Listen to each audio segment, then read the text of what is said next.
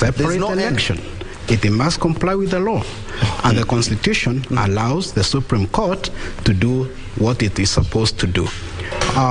When the petitions were filed, in my view, President-elect status was frozen because he cannot be sworn in until the apex court makes a decision. On the issue of our people, the Kenyans, we have now matured. We are not trying to fight each other over elections. I'm so happy that we have had very peaceful elections.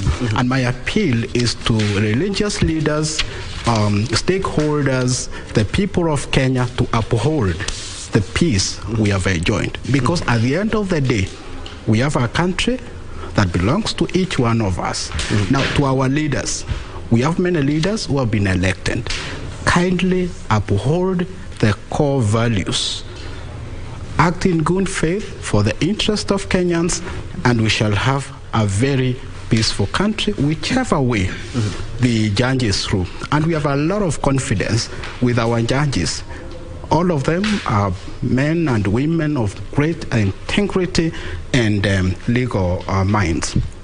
Finally, I would like to say that the problem in Africa is that Africa is full of graveyard of wonderful laws, wonderful constitutions. But when it comes to leadership, we have issues with many leaders, and that's where the confidence has really gone down, whereby leaders do not want to act in good faith and for the interest of the common man, so that we ensure cost of living is down and leaders are there to core values, integrity, honest, corruption-free, and so on.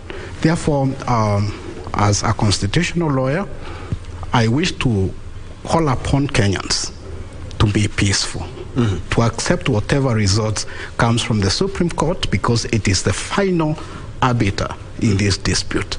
As to the merits of the petitions, we cannot discuss now, but we have faith in our Supreme Court.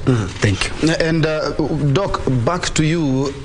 Council Kurauka has talked about how we have very good laws, but unfortunately we have dumped them in a graveyard. But away from that, he has also mentioned about we have always mentioned about the Solomonic, the decision that we are waiting by the 7 judges, Martha Koome, Philomena Mwilu, Smokin Wanjala, Mohammed, Ibrahim, Joaquin Rungu, and also the latest to join the fray, that is William Ouko. But it is the first time that the CJ is having this petition on the bench. It is also the first time for William Ouko. And it is now constituted 7 judges as opposed to what we had in 2017. What level of sharpness should they be? Because this is quite a unique petition. Yes, I think that the beautiful thing is that these are people who have had experience within the judiciary, and I'm sure that they have had a glimpse of cases around petitions, not necessarily of presidential nature, but maybe of other caliber. And so they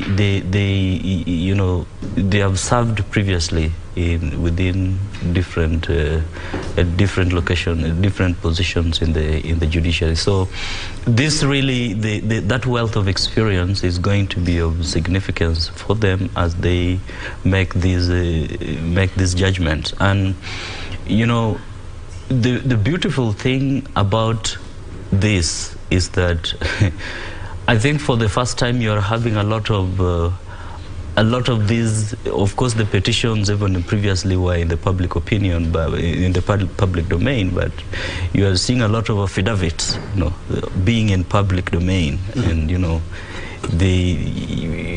so the court of public opinion are also making their own judgments.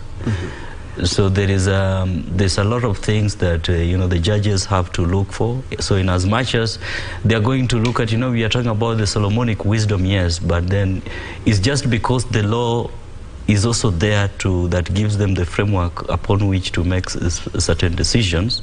But then the law is not like 1 + 1 is 4. Okay? It's not like mathematics that is very definitive.